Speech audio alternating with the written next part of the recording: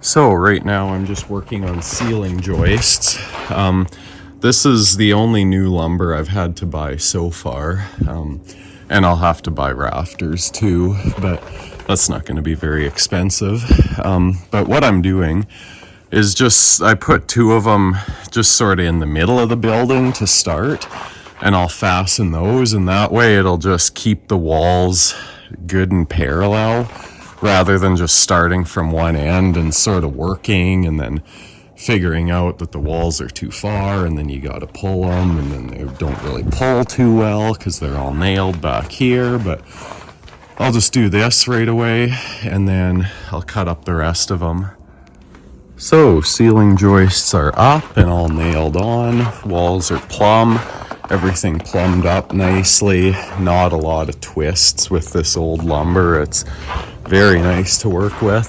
And actually this stuff that I bought here, it's actually really nice lumber too. None of it's twisted. It came out of a brand new stack. So I don't know if it's prime or what it is, but I noticed all of them in that stack were fairly straight, but typically when they're in the stack, they're straight, and then as soon as you take them out, then they acclimate to the different moisture, and that's when they twist. But yeah, these sat overnight and they're still fine. So now I'm gonna do some calculations for rafters, and I'm gonna have to run to Unity to grab some 10-foot 2x4s.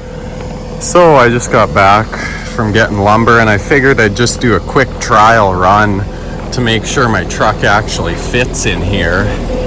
And it will fit, like it's gonna be tight, like that's in. I mean, I could pull it ahead a little bit, but it's right to the back pretty well. Like there won't be room for a bench or anything here, which is kind of unfortunate. And I wanted to put the stove right here, chimney going up through there, but that's gonna be awfully close. I'm probably gonna have to sort of angle in like towards the door and then hope that the door still opens. So it's not ideal, but that's the size of the pad I was given to work with. So now I'm just laying out for my rafters here.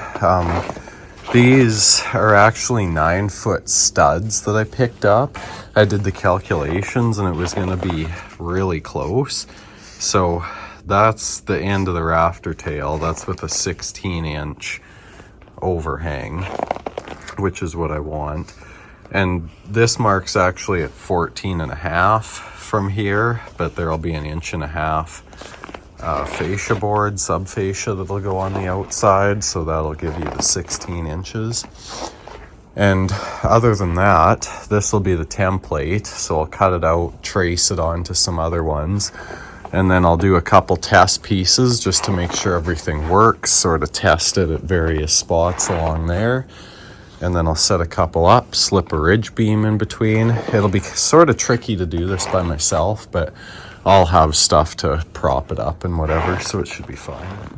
Now, after a little bit of difficulty of trying to do that by myself, set those rafters, I was able to slip the ridge beam in with the help of that stake there holding it, and everything's working out perfectly, so I got the measurements just right. So the end of another day, I got quite a few rafters up, sort of one 16-foot section. Then I'll have to do the same thing I did again, sort of balance the ridge beam and tie in, but everything's working out really nice, just because the lumber for these walls is so straight and parallel. All the rafters are the same, so they all just line up perfectly, and you get a nice roof line, nice straight ridge. I guess I could show you it from the front.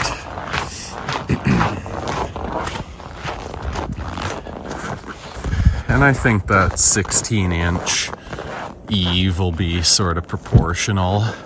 I could have gone with a 2-foot eave, but on a small building like this, it just starts to look a little bit much.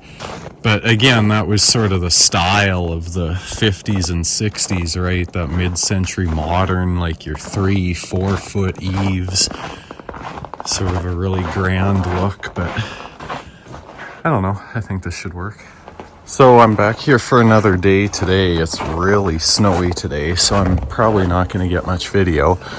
But all I'm going to do today is finish off the rafters. So I'm just cutting a few more. I got the ridge beam up, but I don't want to have my phone out in the snow too much. So I'll just show you it when it's done. So I got all the rafters up and the snow is still coming. So we're supposed to get quite a bit. So I'll probably shut her down for today. So I'm back to work on this project after a long break due to a lot of snow and cold weather. We've got just a ton of snow here. I should show you the rest of the yard. But anyways, what I'm working on is getting the eaves all established.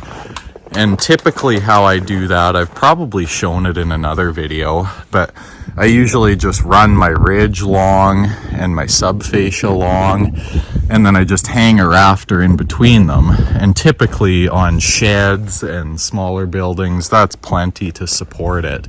But I'm framing this a little bit differently, and the eaves are longer. They're 16-inch eaves. So I'm gonna do lookouts, like how you typically frame with rafters. And then there'll be a gable end wall that'll support. The lookouts will run all the way back to that second rafter, and then they'll rest on that gable wall. That's technically the proper way to do it. And this is a bigger building, so I can see why. But yeah, other than that, the basic shape is established. So I'll sort of show you a little bit of doing the lookouts and how I'm going to space them and everything like that, and framing the gable end. So getting started on the lookouts, and basically the idea with these is they start 2 foot on center from the bottom, so each seam of the plywood will have like the second one will be a seam of the plywood, and then this one will be a seam, and it'll just give it a little more rigidity on the eaves. There will be a wall going here, but yeah, because right now it's sort of, you know, just a little bit wobbly. But that is also because I usually put a rafter in line here in those instances. But yeah, just trying it a different way. It's a little extra work, but it should be fine, just because of the way I want the gable end set out and everything. You'll see when I get to it. But yeah, I'm gonna call it a day for today and be back tomorrow. So another day here, got started on some sheathing on the roof. I was having a lot of troubles with my tools. The cordless nailer wasn't working, so I basically just plowed snow today. People were still calling me, so I just sort of set up the air compressor and everything and finished those and put a few sheets on. But I'll have to get something a little more permanent figured out for tomorrow, because that compressor, it doesn't run in the cold. Like, it shut down, so now I'm shutting down. I could just hand nail. That would probably be the easiest, honestly. That's how I used to do everything. Now, if you look here, we have a nice straight roof line. It might be hard to see on camera, but that is very flat. Even though you might look at this plywood and think, why are you using that? You know, it's my own project. I don't really care, honestly. It all gets covered up anyways, and it was free, so that's the best part. Thank you for watching episode 2. Be sure to tune in to episode 3 next week, where we focus on framing in the gable ends and sort of getting the exterior as finished as possible. Thank you for watching, and we'll see you next week.